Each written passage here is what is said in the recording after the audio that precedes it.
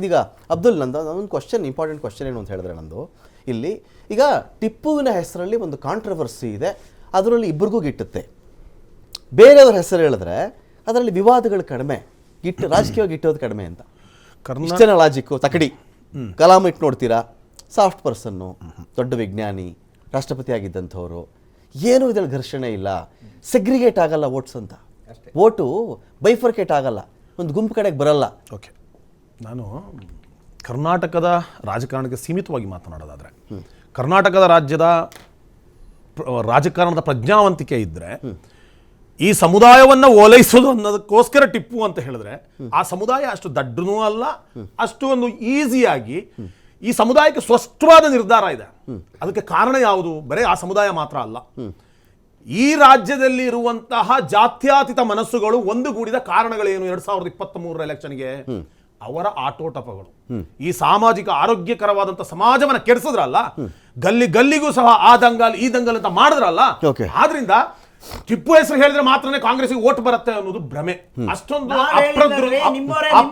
ಅಪ್ರಬುದ್ಧರು ಅಲ್ಲ. ನಿಮಿಷ ಇರ್ರಿ, ಅರ್ಥನೇ ಮಾಡ್ಕೊಂಡಿಲ್ಲ ನಾನು ಹೇಳಿರೋದು.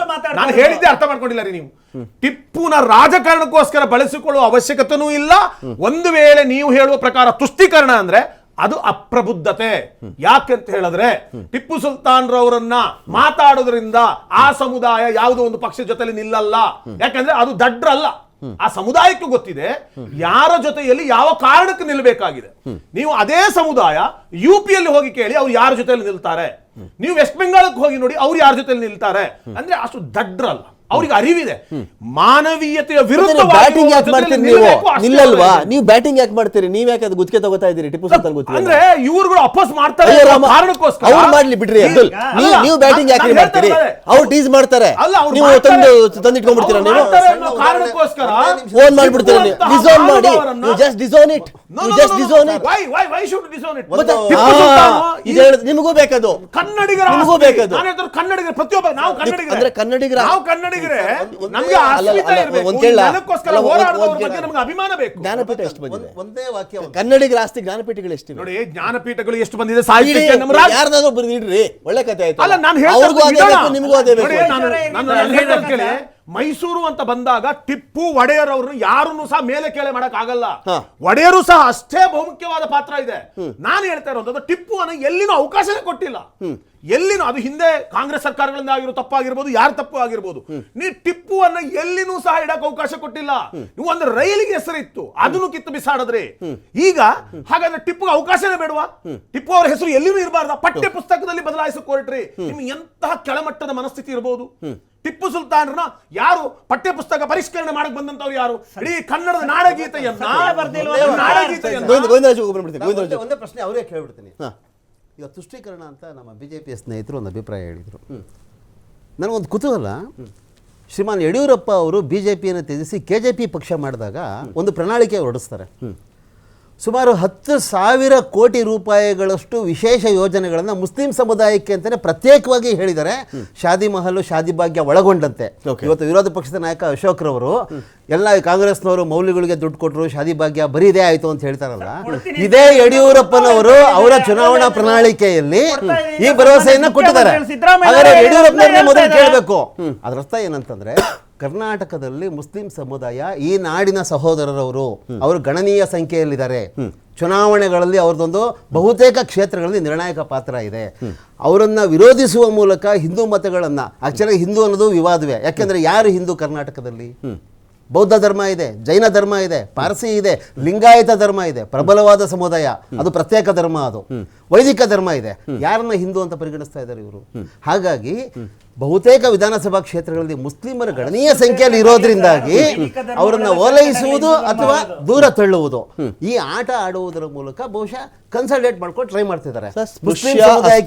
ವಿವೇಚನೆ ಇದೆ. ಸ್ಪೃಶ್ಯ ಅಸ್ಪೃಶ್ಯ, ಗೊಂದಲ, ಗಲಭೆ, ವಿರೋಧ ಇಲ್ದಿರೋ ಧರ್ಮ ಹೇಳಿ ಸರ್ ಒಂದು ನೋಡೋಣ. ನೀವು ಎಲ್ಲದರಲ್ಲೂ ಇದೆ.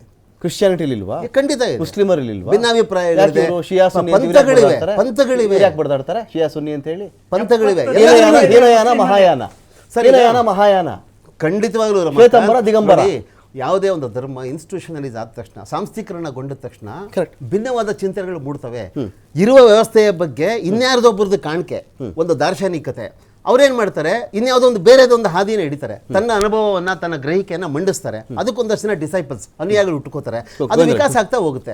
ತಪ್ಪೇನಿದೆ ಅದರಲ್ಲಿ? ಸರ್, ಈಗ ಇವತ್ತು ಸಿದ್ದರಾಮಯ್ಯನವರು ಕರ್ನಾಟಕದಲ್ಲಿ ಇವತ್ತು ಮಾತೆತ್ತಿದ್ರೆ ಹಿಂದುಳಿದ ವರ್ಗ, ದಲಿತ ವರ್ಗ ಅಂತ ಹೇಳ್ತಾರೆ. ಇವತ್ತು ಟಿಪ್ಪು ಅವ್ರನ್ನ ಮೂಲಕ ಓಲೈಕೆ ಮಾಡೋದು. ಬಿಜೆಪಿ ಈ ಬಾರಿ ಟಿಪ್ಪು ಜಯಂತಿನ ಯಾಕೆ ಮಾಡಲಿಲ್ಲ ಅಂತ ನೀವು ಯಾಕೆ ಕೇಳಲಿಲ್ಲ ಅವ್ರನ್ನ?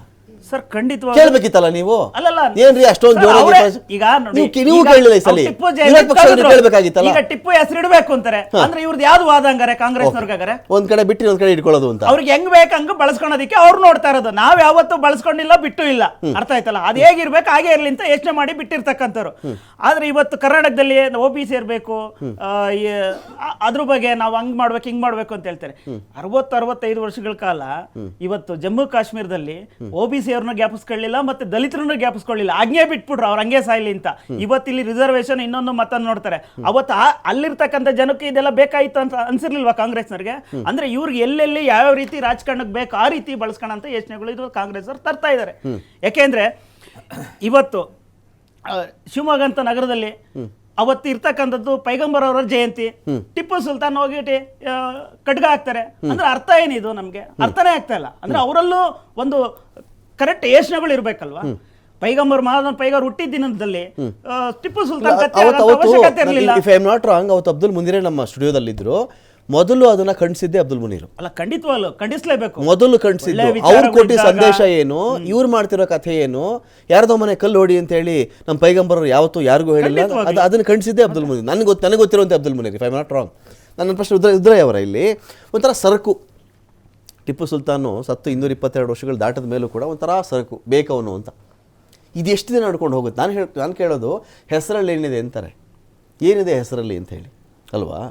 ಹೆಸರಲ್ಲಿ ಏನೂ ಇಲ್ಲ ಅಂತ ಹೇಳಿದ್ಮೇಲೆ ಇದು ಧಾರ್ಮಿಕವಾಗಿ ನಾನು ವಿಭಜನೆ ಮಾಡುವ ಸಲುವಾಗಿ ಮಾತ್ರ ಟಿಪ್ಪು ನನಗೆ ಸರಕು, ಇಲ್ಲದೆ ಇದ್ದಾಗ ಬೇಡ ನನಗೆ. ಅಷ್ಟೇ ನಡೀತಾ ಇರೋದು, ಸ್ಪಷ್ಟವಾಗಿರೋದು. ಜನರಿಗೆ ಗೊತ್ತಾಗ್ತಿದೆ ಸರ್ ಇದು. ಓಕೆ. ಆಮೇಲೆ ಜನರಿಗೆ ಇದು ಅಬ್ದುಲ್ ಕರೆಕ್ಟ್ ಹೇಳಿದ್ರು. ಏನಂದ್ರೆ ಎಲ್ಲ ಜಾತಿಯಲ್ಲಿನೂ ಎಲ್ಲ ಬುದ್ಧಿವಂತರಿದ್ದಾರೆ. ಎಲ್ಲ ಇವಾಗ 21ನೇ ಶತಮಾನದಲ್ಲಿ ಇದ್ದೀವಿ, ಎಲ್ಲ ಬುದ್ಧಿವಂತರಿದ್ದಾರೆ, ಎಲ್ಲ ವಿಷಯಗಳಿಗೆ ಗೊತ್ತಾಗುತ್ತೆ. ಇವ್ರು ಯಾಕೆ ಮಾಡ್ತಿದ್ದಾರೆ ಇವತ್ತು ನೋಡಿ, ಆ ಪ್ರಸಾದ್ ಅಬ್ಬಾಯಿ ಅವರು ಒಂದು ವಿಷಯ ಹೇಳ್ತಾರೆ, ಅದು ಬಿಜೆಪಿ ಅವರು ವೈಭವೀಕರಿಸ್ತಾರೆ. ಅವರಲ್ಲಿರುವಂಥ ಸಮಸ್ಯೆಗಳಿದಾವೆ, ಬಿಜೆಪಿ ಅವ್ರ ಸಮಸ್ಯೆ ಇರೋಲ್ಲ, ಅವು ಮುಚ್ಚಿಡೋ ಸಲುವಾಗಿ ಆ ವಿಷಯನ ಮುನ್ನೆಲೆ ತಂದಿದ್ದಾರೆ. ಅದು ಇವತ್ತಿನ ಸಮಾಜದಲ್ಲಿ ಚರ್ಚೆ ಆಗ್ತಾ ಇದೆ. ಅವ್ರು ಏನು ಮಾಡಿದ್ರು, ಏನು ಗಲಾಟೆ ಮಾಡ್ಕೊಳ್ತಿದ್ದಾರೆ, ಹೇಗೆ ವಿರೋಧ ಪಕ್ಷವಾಗಿ ಫೇಲ್ ಆಗಿದ್ದಾರೆ, ಅದ್ರ ಬಗ್ಗೆ ಚರ್ಚೆಗಳು ಆಗದೆ ಹಂಗೆ ನೋಡ್ಕೊಳ್ಳೋ ವ್ಯವಸ್ಥೆ ಅವ್ರು ಮಾಡಿದ್ದಾರೆ. ಸೇಮ್ ಈ ಕಡೆ ಕಾಂಗ್ರೆಸ್ನವ್ರ ಕಡೆ ಬನ್ನಿ, ಗ್ಯಾರಂಟಿಗಳು ಮಾಡಿದ್ದಾರೆ. ಗ್ಯಾರಂಟಿ ಎಷ್ಟು ಜನರು ಮುಗ್ತಾ ಇದೆ ಇವತ್ತು? ಬರಗಾಲ ಎಷ್ಟು ಜನರಿಗೆ ರೈತರಿಗೆ ದುಡ್ಡು ಹೋಗಿದೆಯಾ ಇವತ್ತು? ಅದ್ರ ಬಗ್ಗೆ ಅದು ಇಲ್ಲ, ಅದು ವೈಫಲ್ಯನೇ. ವೈಫಲ್ಯಗಳನ್ನ ಮುಚ್ಚಾಕೋ ಸಲುವಾಗಿ ಜಾತಿ ರಾಜಕಾರಣ ಮಾಡ್ತಿರುವಂತ ಅವಿವೇಕಿಗಳು ಈ 2 ಪಕ್ಷಗಳು. ಓಕೆ, ಇಷ್ಟ ಹೇಳ್ತಾರೆ. ಫೈನ್. ಪಾರ್ವತೀಶ್ ಅವರೇ, ಸದನದ ಇಂಪಾರ್ಟೆನ್ಸು, ಈ ಬಾರಿ ಸದನ ನಡೆದ ಬಗೆ, ಸದನ ಚರ್ಚೆಯಾದ ವಿಚಾರಗಳು, ಯಾವ ವಿಚಾರ ಒಂದು 80% ಆಕ್ಯುಪೈ ಮಾಡಬೇಕಾಗಿತ್ತೋ ನಿಜಕ್ಕೂ ಅದು ಆಕ್ಯುಪೈ ಆಯಿತಾ? ಒಮ್ಮೆ ಯತ್ನಾಳ್ ವಿಚಾರ ಬರುತ್ತೆ, ವಿಜೇಂದ್ರನ ವಿಚಾರ ಒಮ್ಮೆ ಬರುತ್ತೆ, ಬೇರೆ ಬೇರೆ ವಿಚಾರಗಳು, ಒಮ್ಮೆಲೆ ಜಮೀರ್ ವಿಚಾರ ಬಂದ್ಬಿಡುತ್ತೆ, ಸ್ಪೀಕರ್ ವಿಚಾರ ಬರುತ್ತೆ, ಟಿಪ್ಪು ಸುಲ್ತಾನ್ ವಿಚಾರ ಬರುತ್ತೆ. ಹೀಗೇನಾ ಇದು ಈ ಬಾರಿ ಒಂದು 15 ದಿನ ನಡೆದ ಸದನದ ಪ್ರಮುಖ ಅಜೆಂಡಾ ಆಗಬೇಕಾಗಿತ್ತಾ ಅಂತ? ರಮಕಾಂತ್, ಇದು ಈ ಬಾರಿಯ ಚಳಿಗಾಲದ ಅಧಿವೇಶನ ಬೆಳಗಾವಿಯ ಸುವರ್ಣಸೌಧ ಇದೆಯಲ್ಲ, ಈ ವರ್ಷದ್ದು ಮಾತ್ರ ವಿಶೇಷ ವಿದ್ಯಮಾನ ಅಲ್ಲ. ಕರೆಕ್ಟ್. ಯಾವಾಗಿಂದ ಶುರು ರೈಟ್ಲಿ ಸೆಡ್. ಏನಕ್ಕೋಸ್ಕರ ಮಾಡ್ತಾ ಇದ್ದಾರೆ ಬೆಳಗಾಂನಲ್ಲಿ ವಿಶೇಷ ಅಧಿವೇಶನ? ನಾವು ನಿರ್ಲಕ್ಷಿಸಲ್ಪಟ್ಟಿದ್ದೀವಿ. ನಾವು ಮುಖ್ಯವಾಹಿನಿ ಒಳಗಡೆ ನಮ್ಗೆ ಅವಕಾಶ ಇಲ್ದಂಗೆ ಆಗಿದೆ. ಅಭಿವೃದ್ಧಿಯಲ್ಲಿ ನಾವು ಹಿಂದೆ ಬಿದ್ದಿದ್ದೀವಿ, ತಾರತಮ್ಯ ಇದೆ ಅನ್ನೋದನ್ನ ಆ ಒಂದು ಅಸಮಾಧಾನವನ್ನು ನಿವಾರಿಸೋದಕ್ಕೋಸ್ಕರ ಸುವರ್ಣಸೌಧ ಕಟ್ಟಲಾಯ್ತಲ್ಲಿ ಸಾವಿರಾರು ಕೋಟಿ ಖರ್ಚು ಮಾಡಿ. ಅಲ್ಲ, ಹುಬ್ಬಳ್ಳಿ ಇಷ್ಟು ಶಾಸಕನಿಗೂ ಮೈಸೂರಿನ ಏರ್ಪೋರ್ಟ್ಗೂ ಹೇಳ್ಬಾರ್ದು ಅಂತಿಲ್ಲ, ಉತ್ತರ ಕರ್ನಾಟಕ ಭಾಗದ ಜನರ ಸಮಸ್ಯೆ ಹೇಳ್ಬಾರ್ದು ಅಂತ ಏನಿಲ್ಲ. ಓಕೆ, ಇಡೀ ಅಧಿವೇಶನದ ಮುಖ್ಯ ಅಜೆಂಡಾ ಅದಾಗಿರಲಿಲ್ಲ, ಪ್ರಾಸಂಗಿಕವಾಗಿ ಹೇಳಿದ್ದಾರೆ. ಓಕೆ. ಹುಬ್ಬಳ್ಳಿಯ ಶಾಸಕ ಮೈಸೂರು ಏನು ಭಾಳ ದೂರದ್ದೇನಲ್ಲ. ಸಾವರ್ಕರ್ ಎಲ್ಲ ನಮ್ಗೆ ಕರ್ನಾಟಕಕ್ಕೆ ಸಂಬಂಧ ಇಲ್ದಿರೋ ಸಾವರ್ಕರ್ ಬರ್ಬೋದಾಗಿದ್ರೆ ಟಿಪ್ಪು ಯಾಕೆ ಬರಬಾರ್ದು? ನಾವು ಚರ್ಚೆ ಮಾಡಬೇಕಾಗಿರೋದು ಬೆಳಗಾವಿಯ ಅಧಿವೇಶನದಲ್ಲಿ. ನೀವು ಯಾವಾಗಲಾದ್ರೂ ನೋಡಿ, ನೀವು ರಮಕಾಂತ್, ಅಧಿವೇಶನ ನಡೆಯುತ್ತಲ್ಲ, ಉನ್ನತ ಅಧಿಕಾರಿಗಳು ಯಾರು ಉಳಿಯೋದಿಲ್ಲ ಬೆಳಗಾಂನಲ್ಲಿ. ನೀವು ಫ್ಲೈಟ್ ಶೆಡ್ಯೂಲ್ಗಳನ್ನ ನೋಡಿದೀವಿ. ಸಾಯಂಕಾಲ ಅಧಿವೇಶನ ಮುಗಿದ್ರೆ ಟಿಕೆಟ್ ರಿಸರ್ವ್ ಮಾಡ್ಕೊಂಡು ಬೆಂಗಳೂರಿಗೆ ವಾಪಸ್ ಬರ್ತಾರೆ, ಬೆಳಗ್ಗೆ ಫ್ಲೈಟ್ ತೊಗೊಂಡು ಮತ್ತೆ ವಾಪಸ್ ಹೋಗ್ತಾರೆ. 106 ಕೋಟಿ ಜನರ ತೆರಿಗೆ ಹಣ ಖರ್ಚಾಗ್ತಾ ಇದೆ. ನಾನು ಹೇಳೋದು ಆಡಳಿತ ಪಕ್ಷ ಇರ್ಬೋದು, ವಿರೋಧ ಪಕ್ಷ ಇರ್ಬೋದು, ಮೋಸ್ಟ್ ಇರ್ರೆಸ್ಪಾನ್ಸಿಬಲ್ ಆಗಿ ಇದು ಬಿಹೇವಿಯರ್ ಇವೆಲ್ಲ. ಓಕೆ, ಇವ್ರಿಗೆ ಜನರ ಬಗ್ಗೆ ಕಾಳಜಿ ಇದ್ರೆ ಅಧಿವೇಶನದ ಮಹತ್ವ ಅರ್ಥ ಮಾಡ್ಕೊಂಡ್ರೆ ಆ ಜನಕ್ಕೆ ಅನ್ನಿಸ್ಬೇಕು ನಮ್ಮ ಕಷ್ಟ ಸುಖಗಳ ಬಗ್ಗೆ ಚರ್ಚೆ ಆಗಿದೆ, ಇವರು ಜವಾಬ್ದಾರಿಯುತವಾಗಿ ನಡ್ಕೋತಾ ಇದ್ದಾರೆ ಅಂತೇಳಿ ಆ ಭಾವನೆ ಜನರಲ್ಲಿ ಬರಬೇಕು. ಒಂದು ರೀತಿಯ ಬೇಜವಾಬ್ದಾರಿ ನಡವಳಿಕೆ ಒಟ್ಟಾರೆಯಾಗಿ ಅವರು ಯಾರಾದರೂ ಇರ್ಬೋದು, ಆಡಳಿತ ಪಕ್ಷ ಇರ್ಬೋದು, ವಿರೋಧ ಪಕ್ಷ ಇರ್ಬೋದು, ಜನತೆಯ ಕಷ್ಟಗಳಿಗೆ ಇವರು ದನಿ ಆಗ್ತಾ ಇಲ್ಲ ಅನ್ನೋದೇ ನಮಗೆ ಕಾಣಿಸ್ತಾ ಇರುವಂಥದ್ದು. 106 ಕೋಟಿ ಹಣ ಖರ್ಚಾಗ್ತಾ ಇದೆ ಸರ್. ಇದರ ಸಾರ್ಥಕತೆ ಎಲ್ಲಿದೆ ಹಾಗಾದರೆ? ನಿಜ.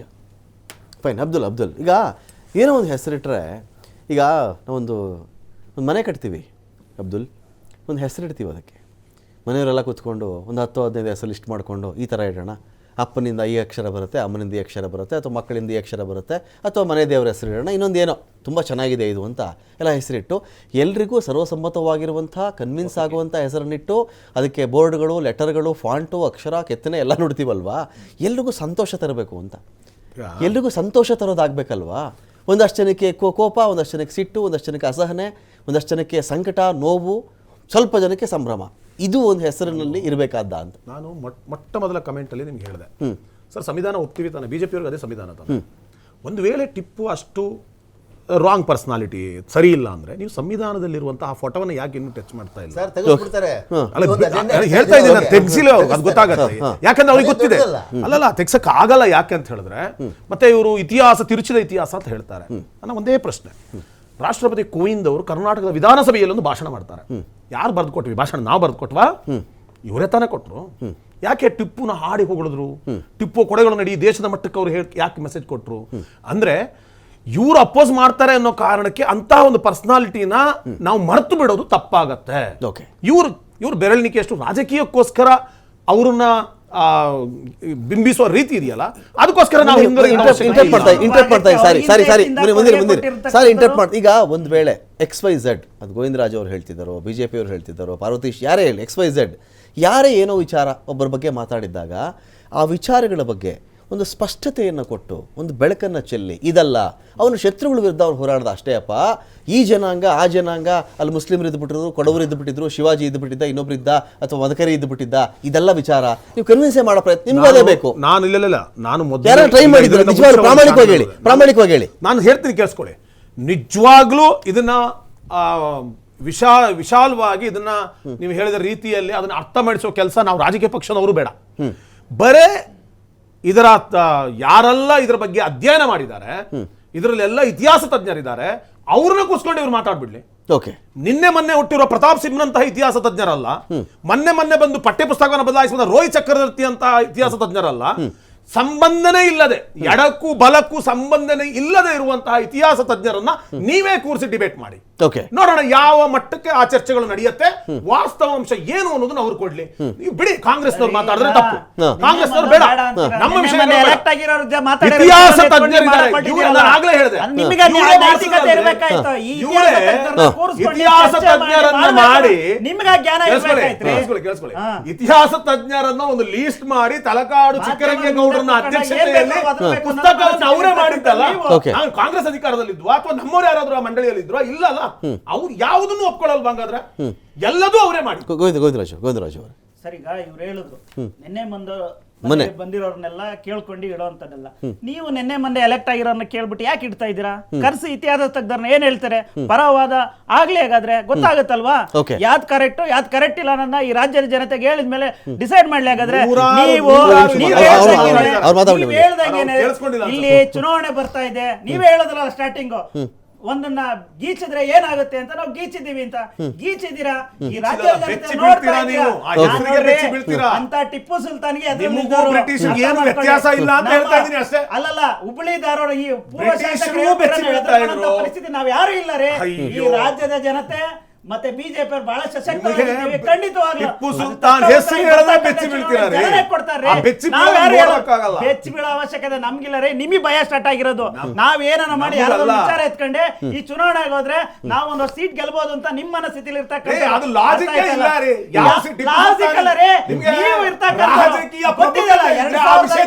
ಚುನಾವಣೆಯಲ್ಲಿ, ವಿಧಾನಸಭೆ ಚುನಾವಣೆಯಲ್ಲಿ ಯಾವ ರೀತಿಯಾದ ಅಪೀಸ್ಮೆಂಟ್ ಆಗಿ ಏನೆಲ್ಲ ಆಗಿದೆ appeasement ಅಂದ್ರೆ ಏನು ಅಂತ ಹೇಳಿ. ಮುಂದಿನಿಂದಲೇ ಗೊತ್ತಾಗುತ್ತೆ ಜನ ಏನು Appeasement ಅಂದ್ರೆ ಏನು ಜನ ಅನ್ನೋದನ್ನ ಗೊತ್ತಾಗಿದ್ದಾರೆ. ಒಂದು ಸ್ವಲ್ಪ ವಿವರಿಸಿ ರಾಜ್ಯದ ಹೇಳಿ. ಜನತೆ ಅದಕ್ಕೆ ಉತ್ತರ ನಾನು ಗೊತ್ತಾಗಿದೆ. ಕೊಡ್ತೀನಿ. Appeasement ರಾಜ್ಯದ ಅಂದ್ರೆ ಜನತೆ ಏನು? ಗೊತ್ತಾಗಿದೆ. ಯಾರು ಓಲೈಕೆ What is the ಮಾಡೋದು? appeasement? ಯಾರು ಓಲೈಕೆ ಮಾಡೋದು? ರಾಜ್ಯದ ಜನತೆ appeasement ಅಲ್ಲ. ಥ್ಯಾಂಕ್ ಯು ಗೋವಿಂದರಾಜ್ ಅವರೇ, ಥ್ಯಾಂಕ್ ಯು ಅಬ್ದುಲ್ ಮುನೀರ್ ಅವರೇ, ಥ್ಯಾಂಕ್ ಯು ಪಾರ್ವತೀಶ್ ಬಿಳಿದಾಳೆ ಅವರೇ, ಥ್ಯಾಂಕ್ ಯು ರುದ್ರಯ್ಯ ನವಲಿ ಹಿರೇಮಠ ಅವರೇ. ನೋಡೋಣ ಈ ಒಂದು ಟಿಪ್ಪು ಸುಲ್ತಾನ್ ಅನ್ನೋ ವಿಷಯ, ಟಿಪ್ಪು ಜೀವಂತವಾಗಿಲ್ಲ, ಈ ವಿಷಯ ಎಷ್ಟು ವರ್ಷಗಳ ಕಾಲ ಇನ್ನೂ ಜೀವಂತವಾಗಿರುತ್ತೆ, ಈ ವಿಷಯ ಎಷ್ಟು ವರ್ಷಗಳ ಕಾಲ ರಾಜಕೀಯ ಪಕ್ಷಗಳಿಗೆ ಒಂದು ಸರಕಾಗುತ್ತೆ, ಈ ವಿಷಯದ ಬಗ್ಗೆ ಸತ್ಯ ಮತ್ತು ಅಸತ್ಯ ನಿಷ್ಕರ್ಷ ಯಾವಾಗ ಆಗುತ್ತೆ ಅಂತ ವೆಯ್ಟ್ ಮಾಡೋಣ ಅಂತ ಹೇಳ್ತಾ